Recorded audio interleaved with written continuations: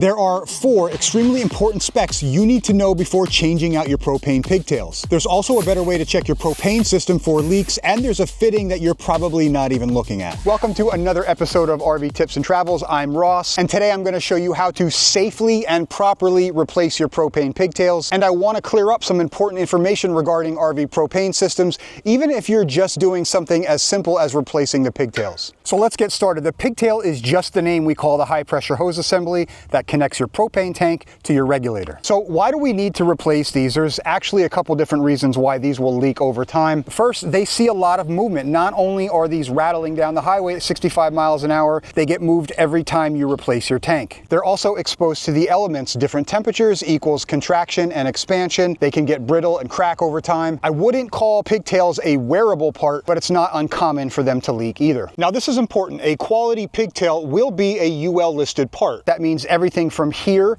to here needs to be assembled by an authorized hose assembly manufacturer. These are high pressure hoses because they are located before the regulator, and the pressure from the cylinder before the regulator is around 200 psi. Once the propane reaches the 2-stage regulator, the pressure is then reduced. The first stage reduces it down to 10 psi, and the second stage reduces it further down to what's called 11 inches of water column, which is the pressure at which your appliances will properly operate. Water column measurements may be Greek to some of you, but what's important to know at this point in this video is that these should always be purchased as an assembly and replaced as an assembly. Okay, before removing the pigtails, shut off any appliances that may be calling for propane. That would be your oven and stovetop, your furnace, water heater, and your fridge. Then close your tanks at the service valves, and these should always be operated by hand. You should never need a tool like channel locks. If you do need to use tools to open or close these valves, you need to replace the valves or get a different tank. Now we can remove the pigtail fitting from the tank, which will most likely be what's called an Acme Type 1. These fittings should also only ever be hand tightened or hand loosened.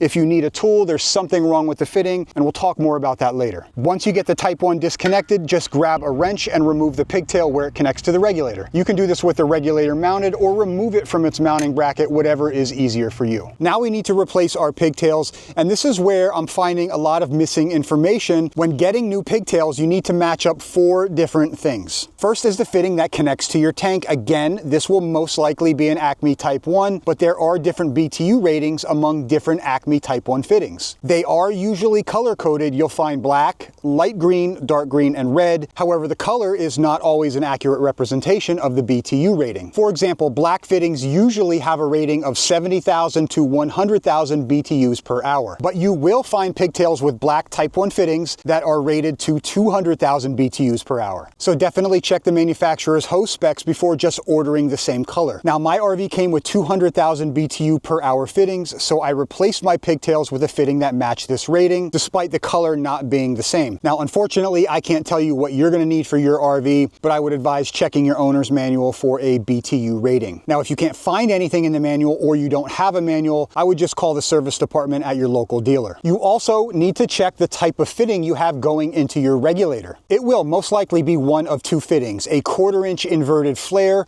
or a 1/4-inch NPT. These are easy to differentiate. You guys are smart. Once you pull the pigtails off, you'll be able to determine which one you need. If you have an inverted flare fitting, you should not use a thread sealant. On the other hand, if you have an NPT fitting, you should use a thread sealant. Third, something else I'll encourage you to do is use the same length of hose. The bends of the hose should be wide enough so they aren't kinking and putting a lot of pressure on the fittings.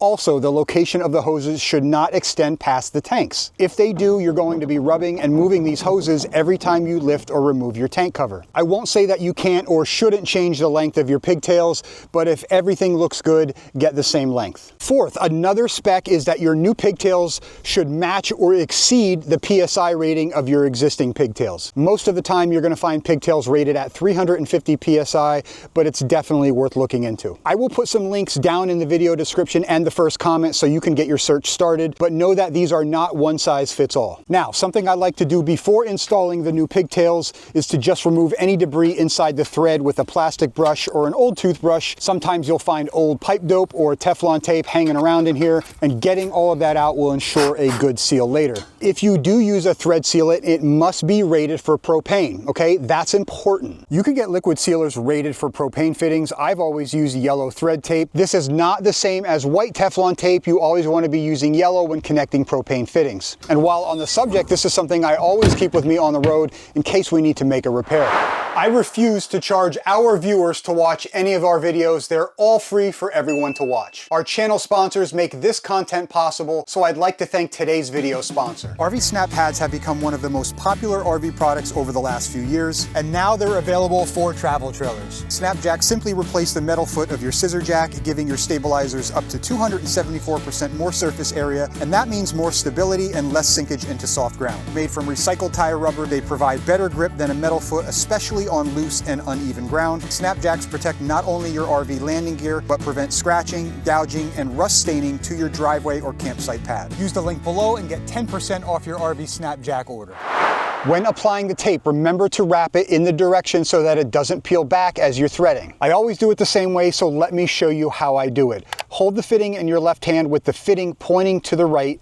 Wrap the tape so it comes under the fitting towards you and over the fitting away from you. I've always just gone around 2 or 3 times. That's usually always enough tape to seal the line. Doing it this way will keep the tape pressed against the threads as you install it. If you do it the other way, the tape could unfortunately peel off. Next, we can start to hand thread the pigtails into the regulator so they don't cross thread. Then just tighten them down with a wrench. You want to make these snug, but there's no reason to bust your knuckles on these. We're gonna do a leak test in a minute, and if you still have a leak, you can make adjustments then. Now, before you connect your fittings to your tank, there's something I want to show you. Every time you replace your tank, get in the habit of checking this gasket inside the tank fitting. It should be uniform all the way around. It's not rocket science. You'll know when this gasket doesn't look right.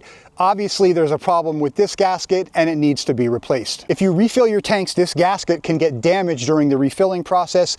And if you use a tank exchange service, check this gasket before you leave the store. If you have a leak at this gasket, you may not even need to change your pigtails, so definitely get in the habit of checking that every time you remove that fitting. This is also a good time to make sure the tanks and regulator are secured nice and tight.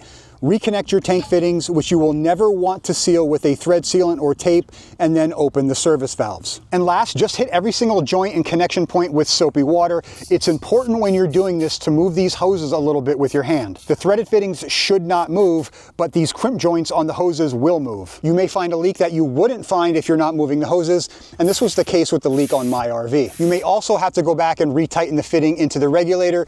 If you do have to tighten up these fittings, disconnect the fitting at the tank so the hose doesn't twist and kink as you tighten the fitting. Another tool you can use is a handheld gas detector. This will pretty accurately pinpoint the spot where the leak is coming from. You can use it to test your lines at the tanks, behind the fridge, at the stove, and it's fairly inexpensive. This tester is under 25 bucks. It could save a lot of headaches or worse.